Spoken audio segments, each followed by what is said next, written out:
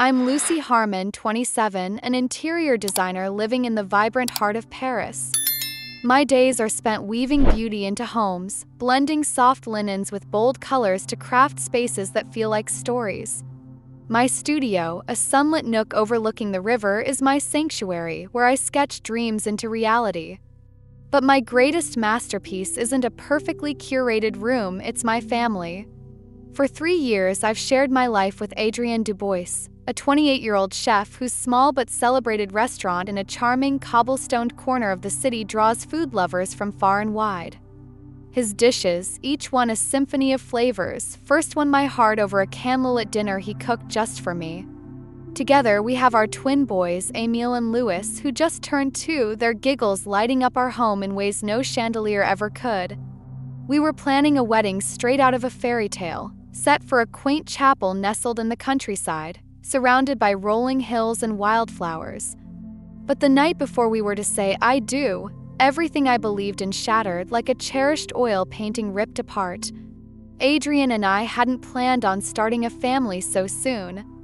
When I found out I was pregnant, it felt like fate had handed me a gift I'd always longed for, even if the timing wasn't perfect.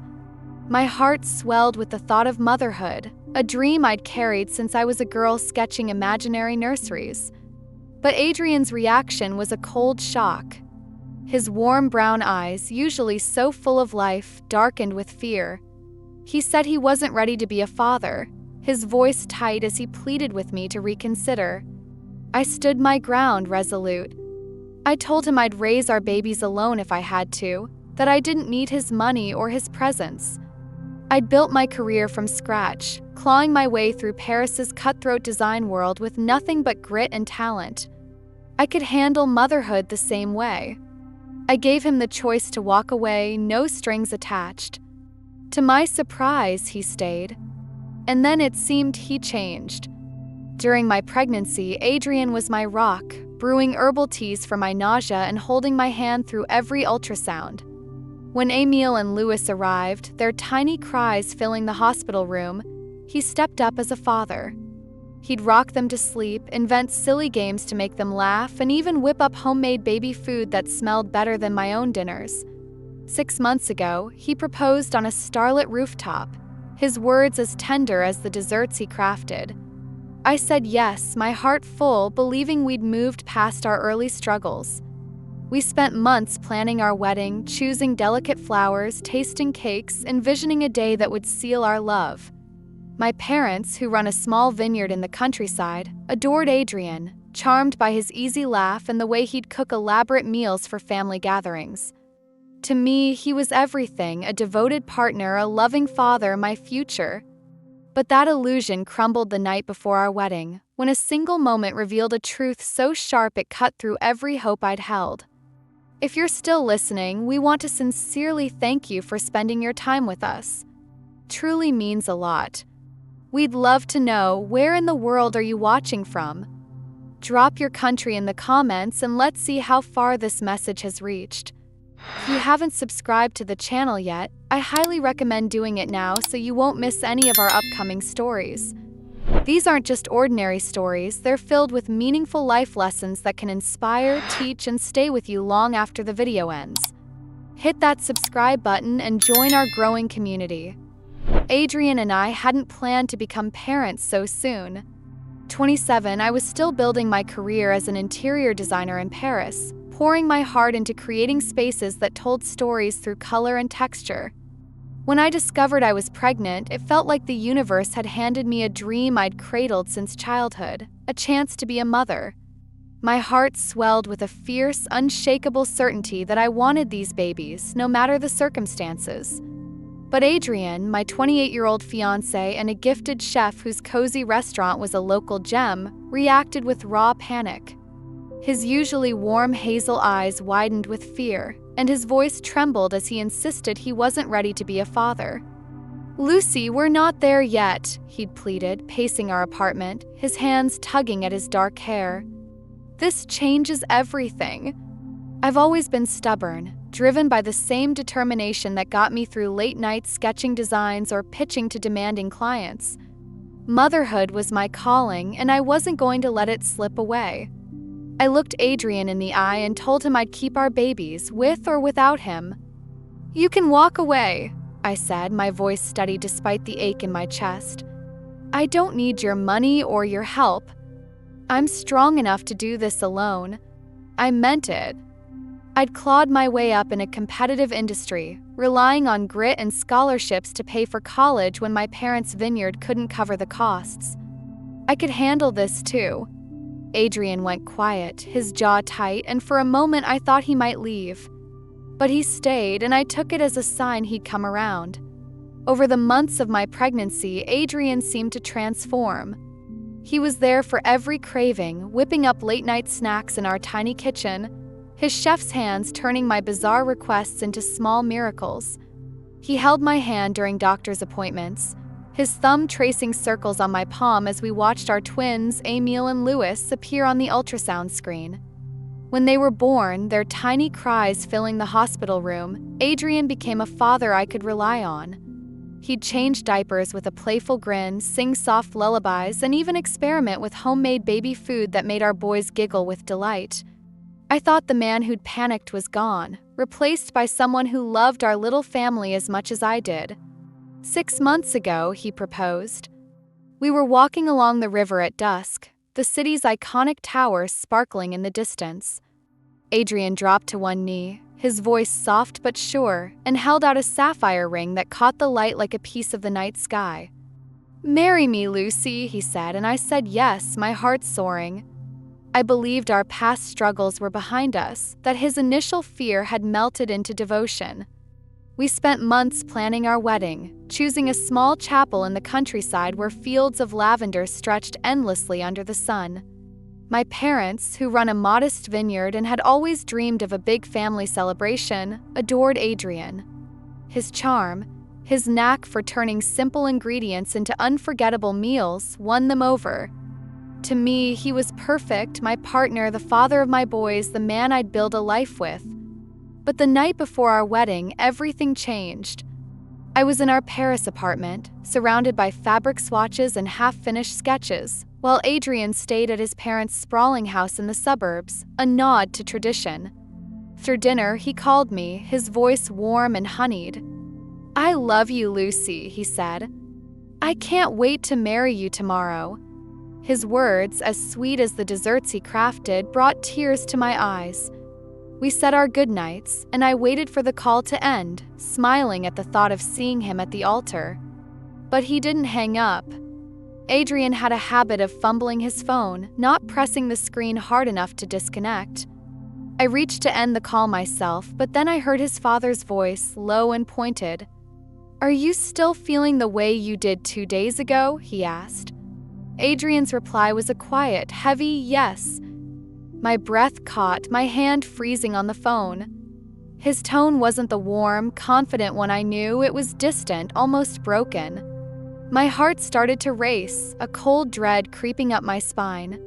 Before I could process it, his mother's voice joined in, sharp and commanding. She was an art critic, known for her unyielding opinions, and her words cut like a knife. "You have to go through with this wedding, Adrian, no matter how you feel," she said. "You've made your choices. Now you need to be a man."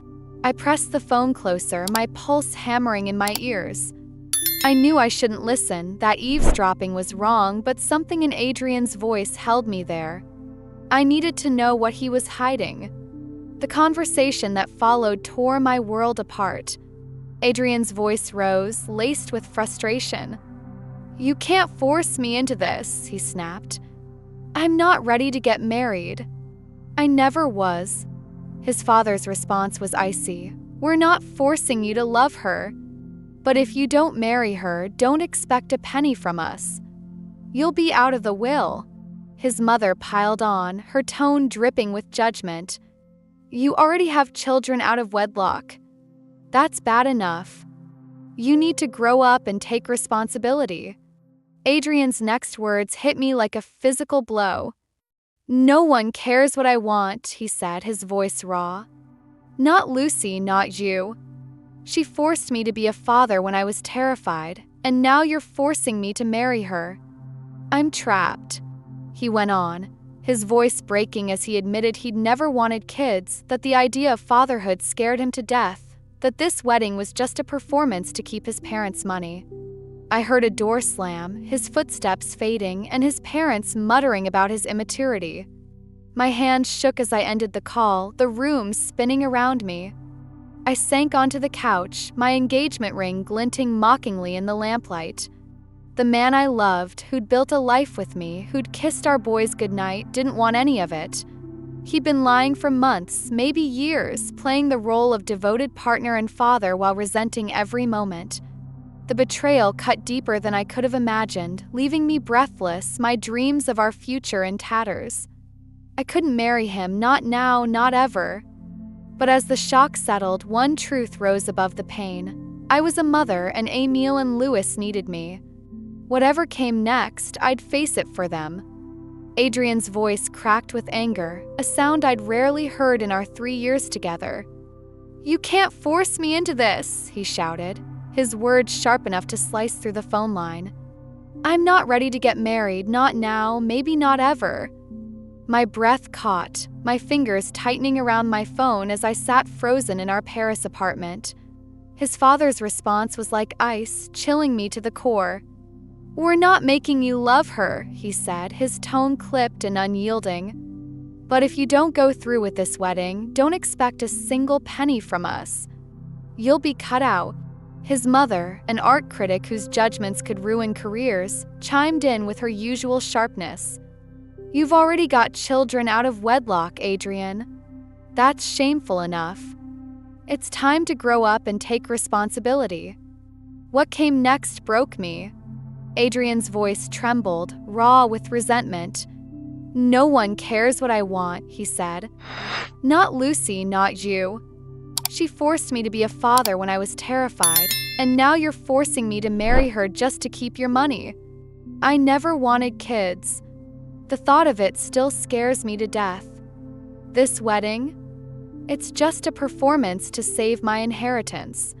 His words hit like a tidal wave, washing away every moment I'd cherished, his laughter as he played with Emil and Louis, his tender proposal by the river, the months we'd spent planning our future.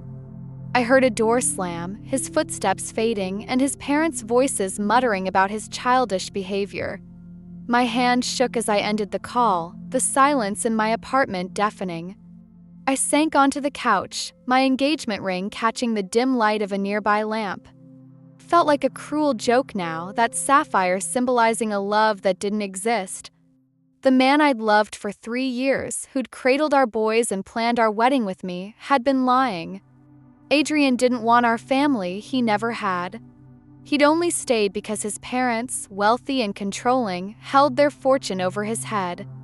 I'd believed he'd changed, that his initial panic about fatherhood had faded into devotion.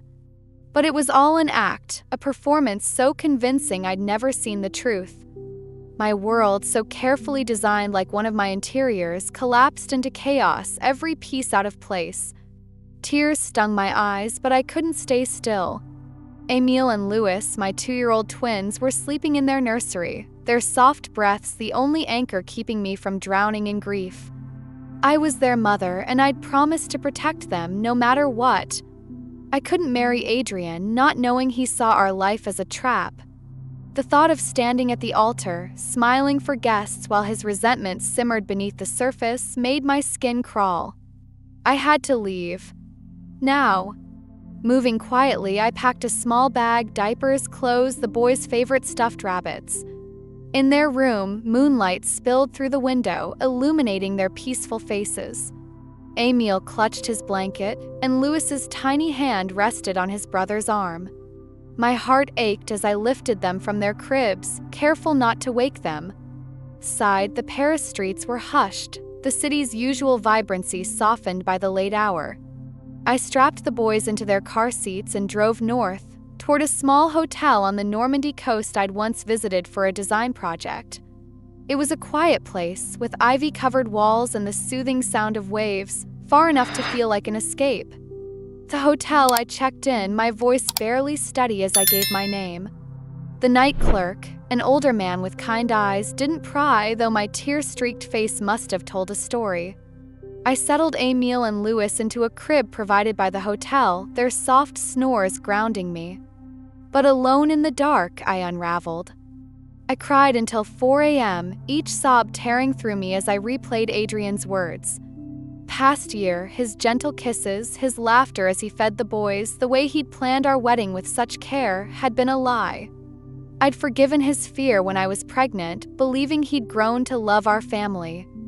But he'd only been playing a role, coerced by his parents' wealth. The betrayal was a knife, twisting deeper with every memory.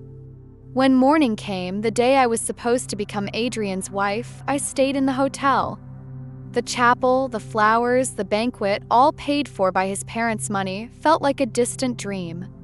I played with Emil and Louis, building towers from pillows and tickling them until they squealed. Their joy was my lifeline, but every laugh was tinged with pain. I sent a text to my parents, my bridesmaids, and my closest friends. The wedding is off. I'll explain later. Please don't contact Adrian or his family. My parents, who'd poured their hearts into planning the day from their vineyard home, would be heartbroken, but I trusted them to respect my wishes. Adrian's parents could deal with the canceled plans. They'd orchestrated this mess after all. Through a day of hiding, I knew I had to face reality. I drove back to Paris, leaving the boys with my parents at their vineyard, a cozy stone house surrounded by rows of grapevines. My mother hugged me tightly, her eyes searching mine, but she didn't push for answers. I promised I'd tell them soon, then headed to the apartment I'd shared with Adrian to collect my things. As I pulled up, I saw him sitting on the front steps, his face pale, his hair disheveled. He looked like he hadn't slept, dark circles framing his eyes. "Lucy, where the hell have you been?" he demanded, standing as I approached. "You disappeared. You humiliated me, my family, everyone waiting at the venue. You owe us an explanation." His anger felt like another betrayal, as if I were the one who'd lied. I stared at him, the man I'd loved, now a stranger standing in the yard we'd once dreamed of turning into a garden for our boys. My voice was cold, steady despite the storm inside. "I heard you, Adrian," I said. "That night, on the phone with your parents. I heard everything." His face froze, his mouth opening as if to argue, but then realization hit. His shoulders slumped, and a flicker of shame crossed his eyes. He didn't speak, didn't try to explain. I brushed past him, my heart pounding, and walked into the apartment. I packed my clothes, my sketchbooks, the boys' toys, everything that mattered. He stayed outside, silent, as I loaded my car and drove away, the weight of his betrayal heavy in my chest. I didn't look back, but the pain followed me. I didn't know what came next, how to rebuild, how to be a mother without the partner I'd trusted. But Emil and Louis were my reason to keep going. I'd face the future for them, no matter how uncertain it felt. Adrian's face froze, his eyes wide with shock as my words sank in. "I heard everything," I repeated, my voice cutting through the tense air between us. For a moment, he looked like he might argue, his mouth opening, then closing. Then his shoulders slumped, and a flush of shame crept across his face, his gaze dropping to the ground. I waited for an explanation, an apology, anything to make sense of the lie he'd lived for a year. But he said nothing, and I didn't want to hear it anyway. My heart was a storm of betrayal and grief, but I had no room for his excuses. I turned away, walking into the apartment we'd once shared, its familiar walls now foreign. I packed quickly, my clothes, my sketchbooks, the boys' favorite toys, their tiny blankets. Every item felt like a piece of a life I'd thought was real. Adrian stayed outside, silent in the yard, as I loaded my car and drove away. I didn't look back. My only thought was Emil and Louis. I'd be the mother they deserved, no matter what. A week later, I was at my parents' vineyard, a quiet stone cottage surrounded by endless rows of grapevines. Emil and Louis were napping inside, their soft snores a reminder of why I had to stay strong. I told my parents everything, the overheard call, Adrian's lies, his parents' manipulation. Their faces mirrored my shock, but their support wrapped around me like a warm blanket. I was sipping tea on the porch, trying to sketch a new design to distract myself when a car pulled up. It was Adrian. He stepped out, looking like he hadn't slept in days, his hair messy, his chef's jacket replaced by a wrinkled sweater. "Lucy, please," he said, his voice low. "Can we talk?" I hesitated, my stomach twisting. I didn't want to wake the boys or let him into the house that felt like my only safe space. "Outside," I said, leading him to the yard where the autumn air carried the scent of earth and grapes. He stood a few feet away, his hands shoved in his pockets. "I'm sorry," he started, his eyes searching mine. "I love you, Lucy. I love Emil and Louis. I wasn't ready to get married, but that doesn't mean I don't want our family. I want to try again without my parents meddling." His voice was earnest, but it felt like a rehearsed line, like one of his perfectly plated dishes hiding a flaw. I crossed my arms, the weight of his betrayal heavy in my chest. "How can I trust you?" I asked, my voice sharp. "You lied to me for a year, Adrian.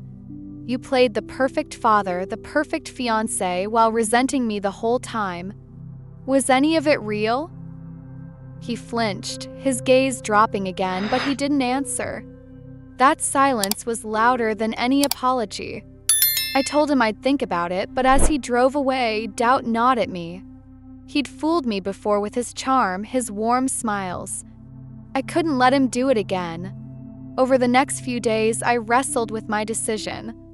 Part of me, the part that still remembered our late-night talks, his laughter as he chased the boys around the living room, wanted to believe he could change.